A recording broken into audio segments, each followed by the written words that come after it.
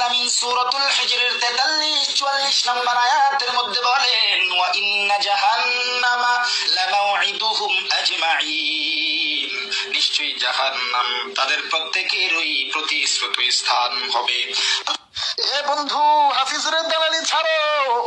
আল্লাহ তাআলা এত নাজ নেয়ামত দান করছে, এত সুন্দর কণ্ঠ দান করছে, কারো দালালি করার জন্য না, একমাত্র জন্য বলি, কারো দালালি করার দরকার নাই, কারো সুর নকল করার দরকার নাই।